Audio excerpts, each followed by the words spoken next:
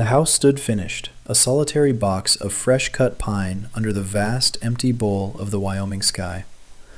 Jedediah Stone had driven every nail himself, planed every board until it was smooth under his calloused palm. He'd built it solid against the wind and the winter, but the silence inside was a different kind of cold.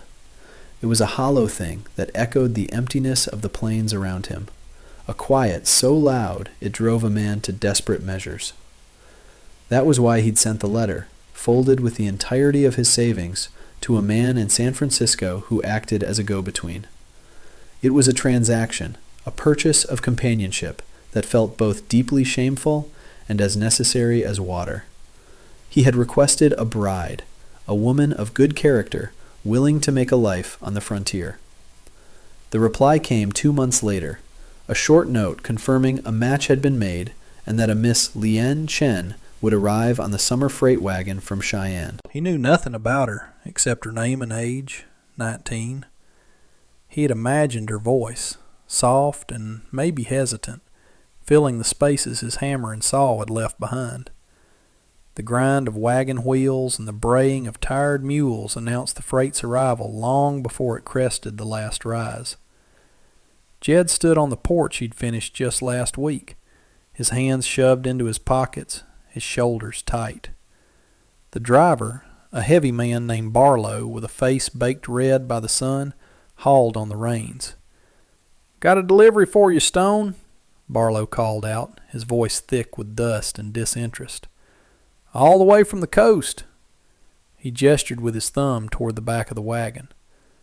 A small figure was climbing down, moving with a careful grace that seemed out of place in this rough country. The first thing Jed saw was the color, a flash of brilliant, impossible red against the endless brown and pale green of the prairie. She wore a dress of silk, high-collared and embroidered with golden threads that caught the afternoon sun. It was the kind of garment that belonged in a city, in a painted tea house, not on a homestead 100 miles from anywhere. She was smaller than he'd pictured, fine-boned and delicate. Her hair was a coil of polished black lacquer, her face a perfect oval. She held a small cloth-wrapped bundle in her hands. As she stepped onto the dusty ground, she looked up at him, her dark eyes wide and unreadable. She gave a short, formal bow.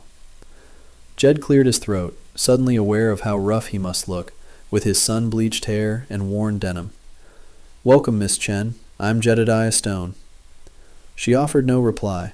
She simply watched him, her expression still. Barlow spat a stream of tobacco juice near the wagon wheel. "Don't expect much chatter from that one. Hasn't said a word the whole trip. Not one." Jed's gaze snapped to the driver. A cold stillness, an old and dangerous habit he'd tried to bury, settled over him. His voice, when it came, was low and flat. "She had a long trip. Get your mules watered and be on your way." Barlow saw the look in Jed's eyes, and whatever crude remark was forming on his lips died there. He'd heard rumors about the man who'd claimed this section, that he'd once been handy with the Colt holstered on his hip. The driver gave a curt nod and turned his attention back to his animals, suddenly very busy. Jed turned back to the woman in red. Leanne. He tried her name in his mind. He gestured toward the house. "This is it. This is home." He led her inside. The house smelled of raw pine and beeswax. It was just one large room, with a sturdy bed in one corner, a cast-iron stove in another, and a table with 2 chairs in the center. It was sparse, but it was clean and well made. He watched her as she took it all in. She walked the perimeter of the room, her silk slippers making no sound on the wooden floor. She ran a delicate hand over the wall he'd planed, her fingers tracing the grain of the wood. She looked at the single window which faced east to catch the morning sun. He felt a fool's hope that she would say something, anything, an exclamation of surprise, a word of disappointment. But the silence stretched, thick and heavy. He had paid to fill the quiet, and instead he had imported a new and more profound version of it. Finally she turned to face him. She looked at him, then around the room one more time, and then she gave a small, deliberate nod. It was not a smile, not a sign of joy. It was acceptance, a quiet acknowledgement of fact. This was her place now. She walked to the table, set down her small bundle, and began to unwrap it. Jed stood by the door, feeling like a stranger in the very house he had built, watching a silent woman in a red dress begin a life she had not chosen. The silence was no longer empty. It was full of questions he didn't know how to ask, and answers she couldn't give. The first few weeks were a study in that shared quiet. They moved around each other with a careful, deliberate choreography. Jed learned the soft rustle of her dress was his new morning alarm. She learned the specific creak of the floorboard that meant he was heading out to the corral. Communication was a clumsy pantomime. He would point to the water bucket and make a drinking motion. She would nod and fetch the water. She proved to be a tireless worker, tending a small garden she started with seeds from her bundle, cooking meals that filled the small house with smells of ginger and spice he'd never known. Her silence was absolute. He never heard her hum or sigh or even cry out when she burned her hand on the stove. There was only the stillness, a deep well of quiet inside her. Sometimes he would watch her as she sat on the porch step in the evening, staring out at the horizon as the sun bled across the sky. He wondered what she saw, what she thought. Was she lonely? Terrified? Did she hate this place? This life? Him? Her face gave nothing away. It was a calm, placid mask. Their fragile peace was broken by the arrival of Silas Croft. Croft owned the sprawling ranch to the north, the Bar C, and he considered the entire valley his personal property. He rode up one afternoon with two of his men, their horses trampling the edges of Leanne's meticulously tended garden. Croft was a big man who dressed in tailored clothes that seemed out of place on a horse. He had a politician's smile that never reached his cold, calculating eyes. "Stone," he said, dismounting without being invited. "Heard you got yourself some company." His eyes slid over to Leanne, who had stilled by the rain barrel, her expression unreadable. "And a colorful one at that." Jed stepped off the porch, positioning himself between Croft and his wife. "What do you want, Croft?" "Just being neighborly," Croft said, his smile widening, "and making an offer. This little homestead of yours, it's a hard-scrabble piece of dirt, but your creek is running steady. Mine's getting low. I'll give you $200 for your claim. Cash. You and your porcelain doll can be on your way to a real town." The condescension in his voice was a physical thing. Jed felt the old anger, the familiar coldness, begin to uncoil in his gut. The claim's not for sale. "Everything's for sale, son," Croft said, his tone turning hard. "Think it over. It'd be a shame if something were to happen to this nice little house you built. Or your well. Water has a funny way of disappearing out here." He mounted his horse, gave Leanne one last dismissive look, and rode away, his men following like shadows. The threat hung in the air long after the dust from their horses had settled. That night, Jed cleaned his colt by the light of the oil lamp, the rhythmic click and slide of the metal the only sound in the room. Leanne watched him, her hands still in her lap. He felt her eyes on him, and for the first time, he thought he saw a flicker of fear in their depths. He wanted to tell her not to worry, that he would protect her, but the words felt hollow and useless. What protection could he offer against a man like Croft, who owned the land, the law, and every man for 50 miles? The next week, Croft's threat made good. Jed woke to find the fence of his small corral cut, and his only horse, a steady bay named Buck, favoring his left foreleg, a deep, ugly gash just above the hoof. It was a wound meant to cripple, not kill. A message. Fury, hot and sharp, coursed through him. He spent the morning tending to the horse, cleaning the wound with whiskey and wrapping it tightly, his movements jerky with rage. He was isolated, outmanned, and now, without a horse, he couldn't even get to Cheyenne for help. He was kneeling in the dirt, his head bowed in frustration, when he felt a light touch on his shoulder. It was Leanne. She held out a cup of water for him. He took it, his hand shaking slightly. Her eyes weren't filled with fear now. They were clear and focused. She looked from the injured horse to the trickling creek that marked the edge of their property.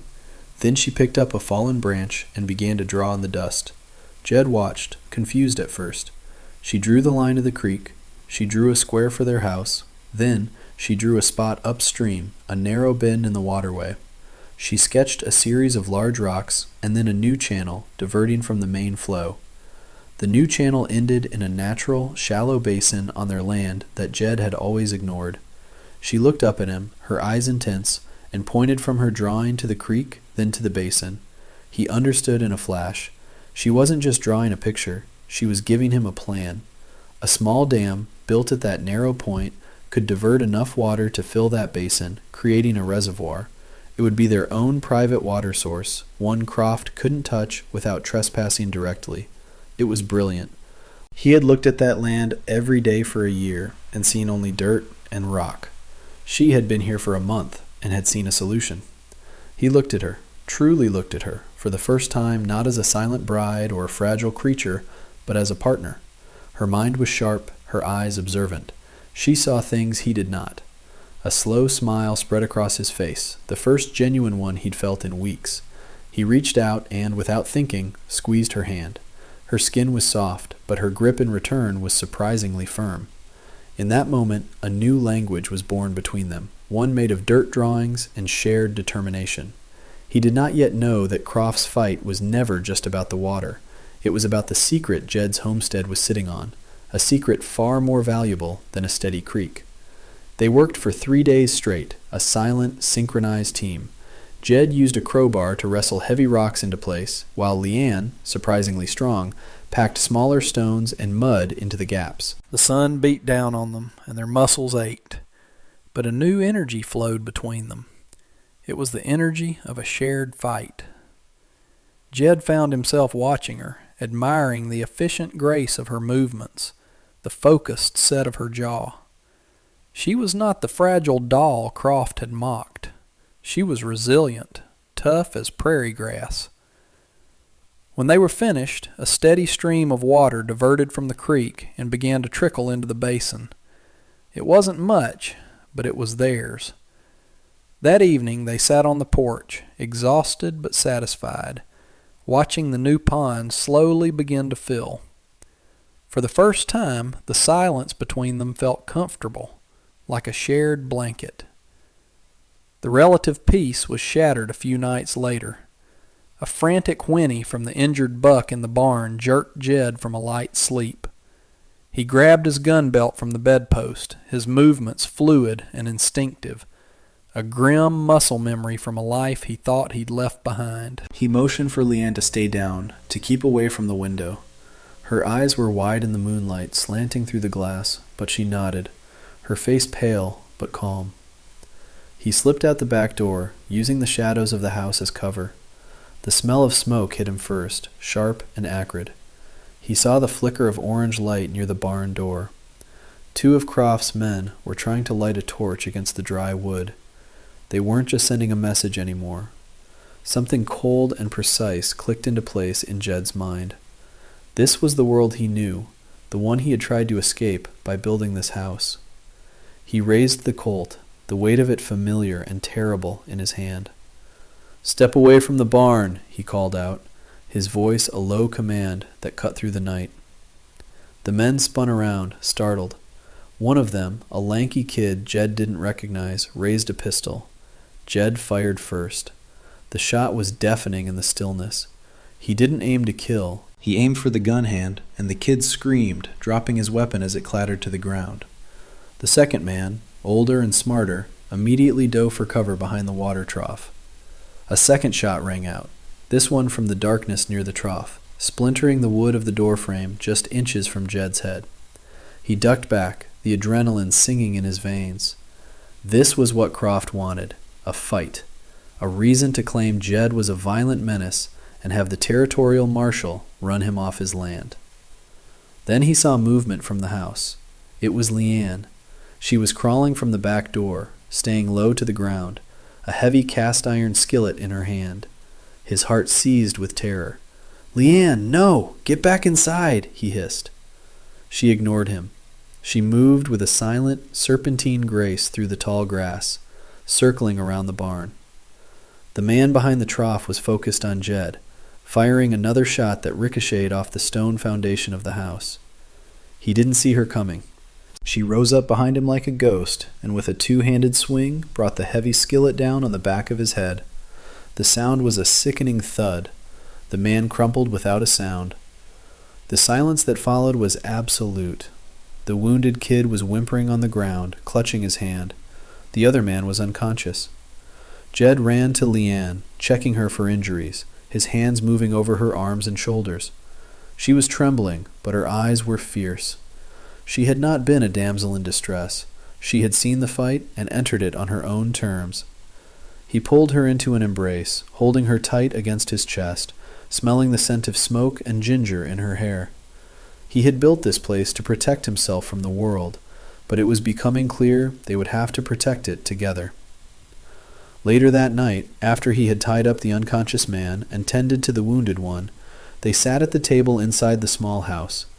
The oil lamp cast long, dancing shadows. The adrenaline had faded, leaving a bone-deep weariness.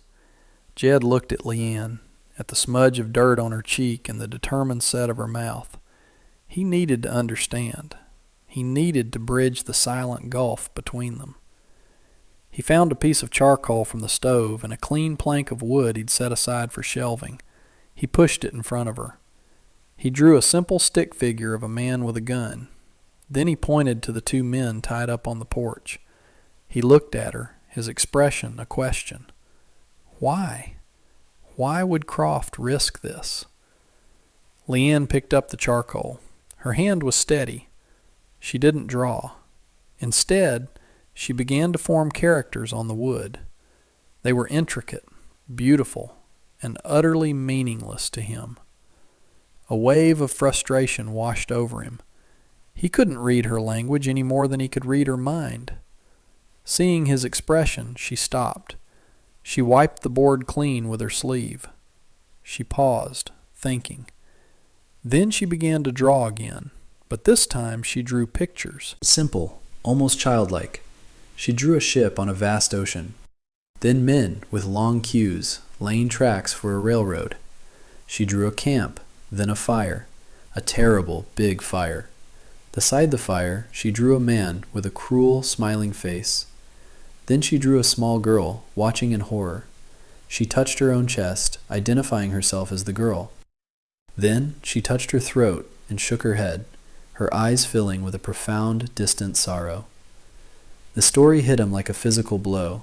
The fire, the trauma. It had stolen her voice. She wasn't silent by choice, she was trapped in it.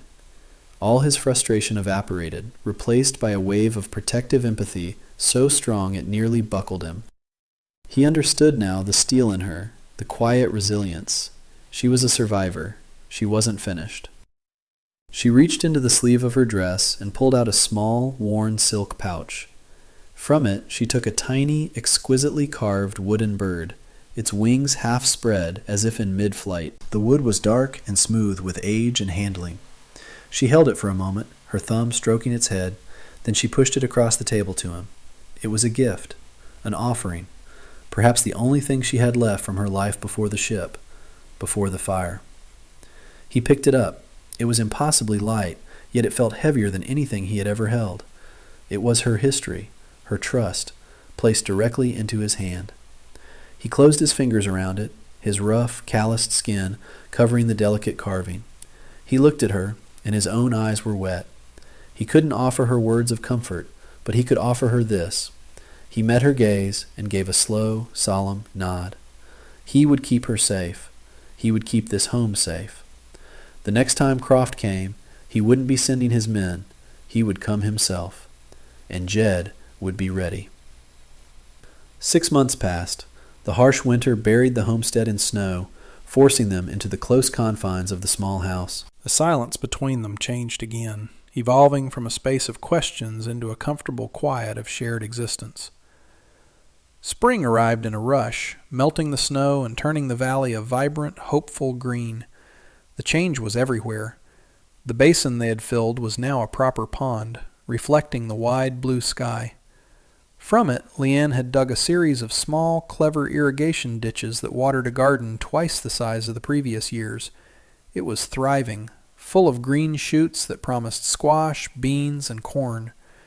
Their small corner of the world was coming alive. There was no sign of Silas Croft. After the night of the attack, Jed had ridden the now-healed buck to Cheyenne, the wounded man slung over the saddle. He hadn't gone to the local sheriff, who was in Croft's pocket. He'd gone to the telegraph office and sent a wire to the U.S. Marshal in the territory, detailing the assault and Croft's long campaign of intimidation. An investigation had been launched. It turned out Croft wasn't just a land-grabbing bully. He was a fraud. He had been buying up worthless claims and salting them with ore brought in from other mines, planning to sell the entire valley to unsuspecting investors from back east. Jed's homestead, with its steady water supply, was the last piece he needed to control the whole area. Croft's greed had been his undoing.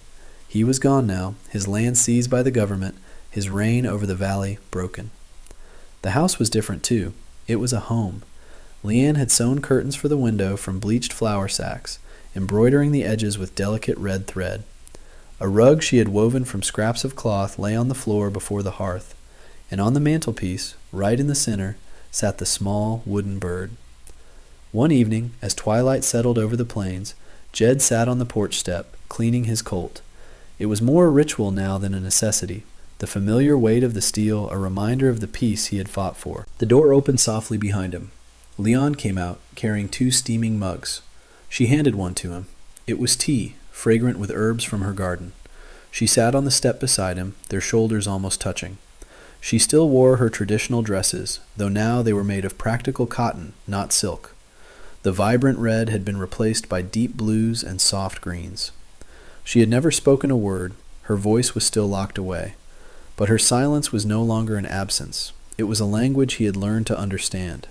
It was in the way she tended her garden, the way she placed a hand on his arm when he came in from a long day, the way she looked at him now, a small, gentle smile on her lips. She pointed toward the distant mountains, now turning a deep purple against the fading orange sky. He followed her gaze, then looked back at her. In the soft light, her face was serene. He saw his own reflection in her dark, quiet eyes. He had sent for a bride to cure his loneliness, a stranger to fill the silence of his house. He had thought he was offering her a new life, but it was she who had given him one. He set his rifle aside and reached for her hand, lacing his rough fingers with hers. Her hand was small but strong, and it fit perfectly in his.